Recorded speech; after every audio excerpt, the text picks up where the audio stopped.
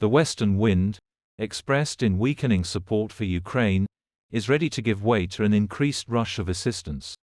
The day before, the Bundestag adopted a draft resolution on the transfer of long-range weapon systems to Ukraine. The resolution does not directly mention the Taurus, but calls on the Cabinet of Ministers to begin supplying long-range weapon systems to Ukraine, to destroy strategic targets far behind the lines of the Russian aggressor. The first on the list of such objects is the Kerch Bridge, Putin's favorite strategic brainchild, connecting the Crimean Peninsula with the territories of the aggressor. And although Zelensky says that his country has no alternatives in case the United States refuses military assistance, there is a feeling that a positive decision will be made even at the cost of the impeachment of the Speaker of the House of Representatives, Trumpist Johnson. The head of European diplomacy, Josep Borrell, sounds the alarm, stating the excessive protractedness of this war and the need to achieve a just peace in Ukraine, both just and peace in Ukraine, he emphasized. If the West does not change its approach to helping Ukraine now, then in 3 months the situation on the battlefield will already be resolved, Borrell sadly noted. Meanwhile, Putin inspects the production of the military-industrial complex, enjoying climbing into the cockpit of a Tu-160M bomber capable of carrying a Doomsday weapon on board. The dictator demonstrates his readiness to stop at nothing in taking over the rebellious Ukraine, and if necessary, to enter into a major nuclear conflict with the West. And although the Tu-160M is an old project that was developed back in the 70s, its modernized version may well reach the hated America. After all, this is where the bald Avenger is aiming. His pocket-drunk pug Medvedev reiterates the need to take the Russian city of Kyiv and move on, seizing new territories of Ukraine, spitting on the graves of anti-war migrants. Because of these statements on the brink of nuclear war, the European Union advised Medvedev to seek psychiatric help, but the tireless clown continues to ride around the fascist arena.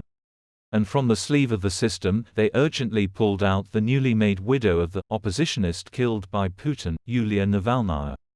Finding herself, like a girl's piano, in the bushes, first in Munich, and then darting like a flea to San Francisco, she entered the very heart of the Western political establishment, like a knife through butter. She sat on Borrell's right hand, cooed with Kamala Harris and even hugged Biden.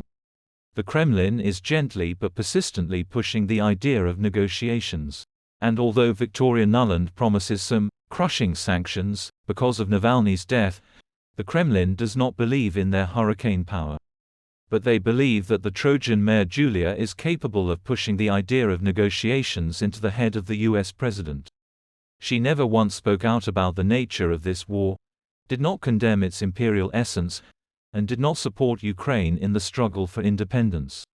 And judging by the haste with which the curators have been plugging its gaps in recent days, the confusion may sink if negotiations are not urgently started.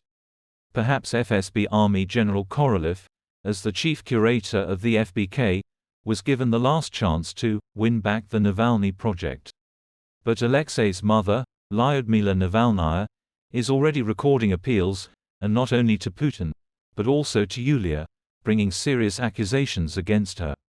These records, of course, are declared fake, but the Martyr's Widow project can collapse at any moment, so they are using it to the fullest while it's hot. US sanctions target more than 500 people and organizations linked to the Russian military machine, and the restrictions will also affect companies in third countries that help make it easier for Russia to access the goods it needs. The threat of these sanctions has already made the Moscow boy exchange tremble, where the day before the dollar rushed towards 100 rubles. A loyal Armenian hand stuck an additional knife in the back, freezing Armenia's participation in the CSTO.